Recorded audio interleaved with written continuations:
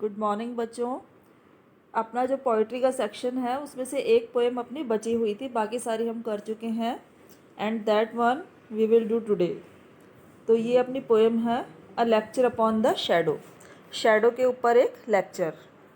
Shadow आपको पता ही है क्या होती है? परछाई। तो इसमें परछाई का एग्जाम्पल देते हुए पॉइट हमें कुछ बता रहे हैं। पॉइट है इसके जॉन डन, मेटाफिजिकल पॉइट है। लिटरेरी टर्म आपको मैंने भेजी थी, सेंड की थी, मेटाफिजिकल पोइट्री।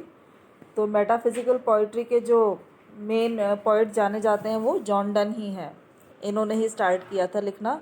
क्या होती है मेटाफिजिकल पोइट्री? यथार्थ के ऊपर, आध्यात्मिकता के ऊपर आधारित जो कविताएं होती हैं, है ना, they are known as metaphysical poetry. तो ये पोएम भी एक तरह से यथार्थ के ऊपर ही आधारित है। जैसे मोस्टली हम प्रेम को किस रूप में देखते हैं, बहुत बढ़ा चढ़ाकर उसके बारे में बात की जाती है कि प्रेम महान होता है, ऐसा होता है, वैसा होता है। लेकिन जॉन डन ने बिल्कुल जो यथार्थ है, जो फैक्ट है, उस रूप में उसको शो किया है। ठीक है, तो उसी को शैडो के माध्यम से हमें बता रहे हैं। A lecture upon the shadow. Start करते हैं poem. Stand still and I will read to thee a lecture, love in love's philosophy. Stand still, आप लोग बिल्कुल शांत खड़े हो जाएं, स्थिर खड़े हो जाएं, और मैं आपको एक लेक्चर पढ़कर सुनाऊंगा। ये दी क्या है? I will read to thee. Thee मतलब यू। अ लेक्चर, एक लेक्चर पढ़कर सुनाऊंगा आपको। लव, प्रेम के बारे में। इन लव्स फिलॉसफी, प्रेम की दार्शनिकता के बारे में। These 3 hours that we have spent. तो यहाँ पर अब जो हैं वो क्या कह रहे हैं आपस में एक दूसरे से, कि ये 3 घंटे जो हमने एक साथ बिताए, that we have spent walking here, यहाँ घूमते हुए। Two shadows went along with us, तो हमारे साथ साथ 2 परछाइयाँ भी चली, कि जितनी देर हम यहाँ घूमते रहें हमारी परछाइयाँ भी हमारे साथ साथ घूमती रहीं। जहाँ जहाँ हम गए वहाँ वहाँ हमारी परछाइयाँ गई। Two shadows went along with us which we ourselves produced, जो कि हमने खुद ही बनाई थी, हमारी परछाइयाँ हमने ही बनाई थी। But now the sun is just above our head, लेकिन अब सूर्य बिल्कुल हमारे सर के ऊपर आ गया है। काफ़ी समय बीत गया, सुबह हमने घूमना स्टार्ट किया था, तो तब से हमारी परछाइयाँ हमारे साथ साथ घूम रही थी, और अब दोपहर हो गई है, सूर्य बिल्कुल सर के ऊपर आ गया है। We do those shadows tread, और उन परछाइयों को अब हमने कुचल दिया है। जैसे देखो, दोपहर में जब 12-1 बजे के टाइम होता है तो सूरज बिल्कुल सर के ऊपर आ जाता है, जब तो परछाइयाँ ख़त्म हो जाती हैं। सुबह परछाइयाँ लंबी होती है क्योंकि सूर्य ईस्ट से निकलता है और हम खड़े हुए हैं तो हमारी परछाई लंबी बनती है। फिर जैसे जैसे सूरज ऊपर आसमान में बीच में जाने लगता है, वैसे वैसे परछाई छोटी होती जाती है, और एक टाइम ऐसा आता है जब परछाई बिल्कुल ख़त्म हो जाती है दोपहर में। तो यहाँ पर जो पॉइंट है वो परछाई के माध्यम से क्या शो कर रहा है, कि जो आपस में एक म्यूचुअल डिफरेंसेस होते हैं ना, ओपिनियंस के डिफरेंस, उनको दिखा रहा है, विचारों में अंतर।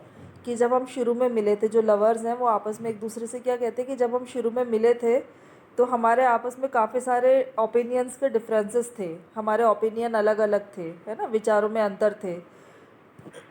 तो सुबह का टाइम कौन सा माना गया? जब वो मिले थे, जब उनकी जान पहचान हुई थी, इंट्रोडक्शन हुआ था, तो काफ़ी सारे डिफरेंसेस ऑफ ओपिनियन थे।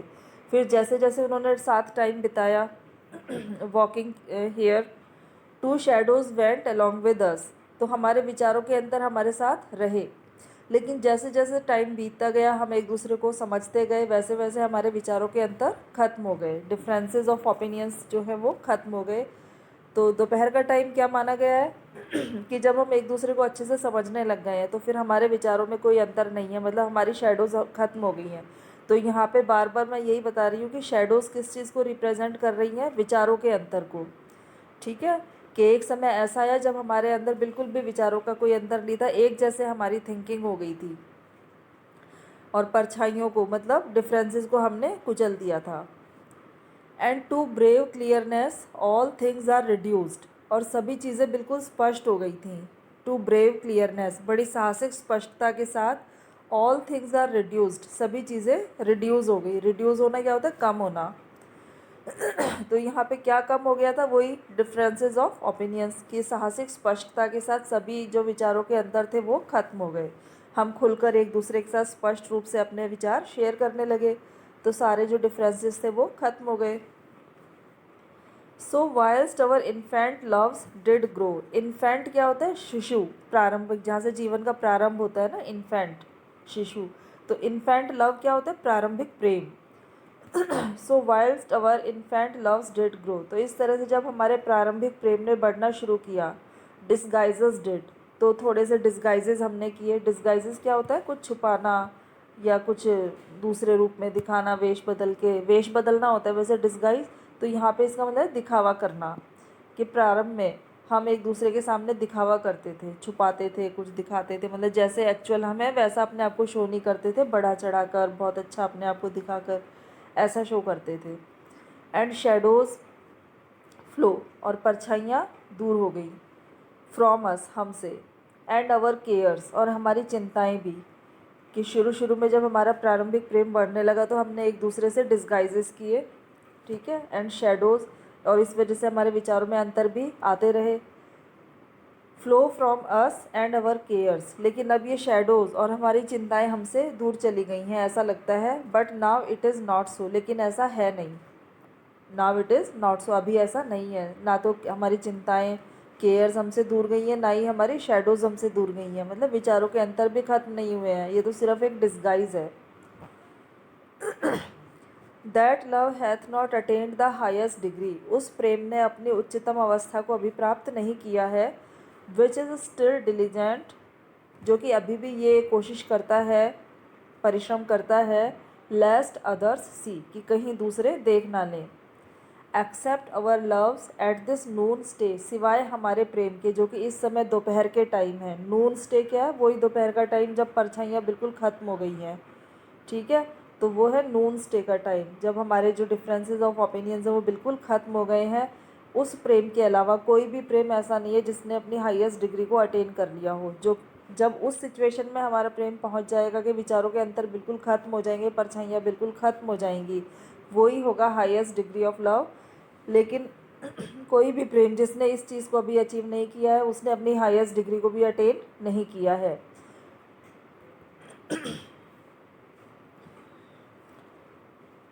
We shall new shadows make the other way, अब हम दूसरी तरफ नई परछाइयाँ बनाएंगे। नई परछाइयों से मतलब क्या है? जैसे सुबह के टाइम सूर्य उदय हो रहा था, तो हमारी वेस्ट साइड में, ईस्ट से सन राइज हो रहा, तो वेस्ट में परछाइयाँ बन रही थी हमारी, जो कि लगातार छोटी होती जा रही थी, है ना। पहले सुबह लंबी थी, फिर जैसे जैसे सूरज सिर के ऊपर आता गया परछाइयाँ छोटी होती गई और ख़त्म हो गई। उसके बाद फिर क्या होता है? जब जीवन का दूसरा हिस्सा आता है, शाम ढलने लगती है, तो फिर से सूरज वेस्ट में जा रहा है, तो फिर से परछाइयाँ थोड़ी थोड़ी बड़ी होने लगेंगी। अब परछाइयाँ किस तरफ बनेंगी? ईस्ट की तरफ। पहले वेस्ट की तरफ बन रही थी और अब बनेंगी ईस्ट की तरफ, पूर्व दिशा में। We shall new shadows make the other way, अब हम दूसरी तरफ नई परछाइयाँ बनाएंगे। As the first were made to blind others, जैसे कि जो दूसरी जैसे कि जो शुरू में परछाइयाँ थी वो दूसरों को ब्लाइंड करने के लिए थी। ब्लाइंड करना मतलब क्या होता है? धोखा देना। तो वो दूसरों को धोखा देने के लिए थी। These which come behind will work upon ourselves, लेकिन अब ये परछाइयाँ जो अब बन रही हैं बाद में, ये तो हमें ही धोखा देंगी। Will work upon ourselves, ये हमारे ऊपर ही काम करेंगी अपना। एंड ब्लाइंड अवर आइज़, और हमारी ही आँखों को धोखा देंगी। इफ़ आवर लव्स फेंट, अगर हमारा प्रेम कम हो जाता है। एंड वेस्ट वर्डली डिक्लाइन, और पश्चिम की ओर जाते जाते कम होने लगता है। अब यहाँ पे पश्चिम की ओर जाने का मतलब क्या है? जैसे जैसे जीवन की शाम आ रही है ना, जीवन जैसे जैसे बीत रहा है, तो वेस्ट वर्डली डिक्लाइन, पश्चिम की ओर जाते जाते परछाइयाँ घटने लगती हैं, कम होने लगती हैं, प्रेम हमारा कम होने लगता है। तो यहाँ पे पॉइंट में क्या कहना चाह रहा है? कि जैसे स्टार्टिंग में जब हम मिले थे तो परछाइयाँ बनी थी, ठीक है, लेकिन अभी जो परछाइयाँ वो उनसे अलग हैं। क्यों? क्योंकि वो जो परछाइयाँ थी जो शुरू में थी, वो हमने लोगों को धोखा देने के लिए बनाई थी, लोगों से कुछ छुपाने के लिए। लेकिन अब जो बनेगी परछाइयाँ, अब जो अंतर आएंगे वो किस वजह से आएंगे? वो दूसरों को दिखाने के लिए नहीं, वो हम आपस में ही एक दूसरे से छुपाएंगे। तुम मुझसे और मैं तुमसे अपनी असलियत को छुपाएंगे। तो वो जो परछाइयाँ अब बाद में बनेंगी, जो डिफरेंसेस विचारों के बाद में आएंगे, अब वो हम आपस में एक दूसरे को धोखा देने के लिए यूज़ करेंगे। To me thou falsely thine and I to thee mine, actions shall disguise, to me thou मेरे प्रति तुम, फाल्सली दाइन झूठ बोलकर तुम्हारे, दाइन क्या होता है योर तुम्हारे, तो मेरे प्रति तुम झूठ बोलकर तुम्हारे, एंड आई टू दी और मैं तुम्हारे प्रति, माइन मेरे, एक्शंस शेल डिस्गाइज कामों को हम छुपाएंगे झूठ बोलकर। कि अब जब जीवन शुरू में हमारी पहचान हुई, हम आपस में बहुत प्रेम करते थे और ऐसा लगता था कि हमारे विचारों के अंतर खत्म हो गए हैं, ठीक है। एक समय ऐसा आया था जब बिल्कुल ऐसा लगता था कि हमारे प्रेम ने हाईएस्ट डिग्री को अचीव कर लिया है, सारी शेडोज़ सारे विचारों के अंतर खत्म हो गए थे। लेकिन उसके बाद फिर क्या हुआ, फिर से हमारे विचारों के अंतर पैदा होने लगे कुछ समय के बाद, है ना। मान लो लवर्स हैं, उन्होंने शादी कर ली, शादी के बाद फिर से उनके विचारों के अंतर आने लगे। तो पहले के जो विचारों के अंतर थे वो अलग किस्म के थे, जो शादी से पहले हमारे विचारों में अंतर थे वो अलग किस्म के थे, है ना। उसमें हम क्या लोगों से कुछ छुपाते थे। लेकिन अब जो विचारों के अंतर आ रहे हैं वो हमारे आपस में ही एक दूसरे के साथ अंडरस्टैंडिंग नहीं बैठ रही है, उस वजह से आ रहे हैं। तो उसमें फिर क्या होगा, हम आपस में ही एक दूसरे से चीज़ें छुपाएंगे, डिस्गाइजेस करेंगे। मेरे प्रति तुम और तुम्हारे प्रति मैं झूठ बोलकर अपने अपने कामों को हम छुपाएंगे। तो ये परछाइयाँ उनसे अलग हैं। जो सुबह वाली परछाइयाँ थी, ये जीवन की शाम है, वो जीवन की शुरुआत थी, तो उनसे ये वाली परछाइयाँ अलग हैं। क्यों? क्योंकि वो परछाइयाँ लगातार छोटी होती जा रही थी, है ना। दोपहर के टाइम बिल्कुल ख़त्म हो गई थी, और ये परछाइयाँ अब जैसे जैसे शाम होगी तो ये लंबी होती जा रही हैं, छोटी नहीं हो रही है। ये विचारों के अंदर तो बढ़ते ही जा रहे हैं। The morning shadows were away, क्योंकि जो सुबह वाली परछाइयाँ थी वो तो दूर हो गई थी।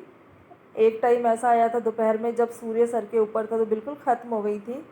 बट दीज, लेकिन ये वाली जो परछाइयाँ अब आ रही हैं, grow longer all the day, ये तो पूरे दिन बढ़ती ही जाती हैं, बढ़ती ही जाती हैं।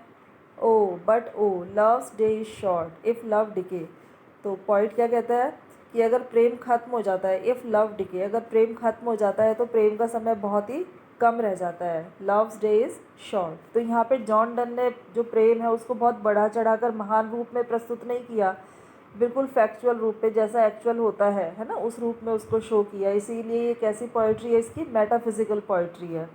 कि शुरू में हम बहुत बढ़ा चढ़ाकर एक दूसरे के सामने दिखावा करते थे प्रेम का, है ना, कि इस तरह से हम एक दूसरे को पसंद करते हैं, चाहते हैं, ये सारे डिस्गाइजेस हम करते थे। और ऐसा लगता था एक टाइम तो कि हम आपस में एक दूसरे को बिल्कुल अच्छे से समझने लग गए हैं, हमारे विचारों में कोई अंतर नहीं रहे। लेकिन वो सब एक झूठ था। थोड़ी देर के बाद हमने क्या देखा, कुछ टाइम के बाद फिर से विचारों के अंतर पैदा होने लग गए। तो यही होती है एक्चुअल कंडीशन, है ना। और उसके बाद फिर से वो विचारों के अंतर बढ़ते ही जाते हैं, वो कम नहीं होते हैं।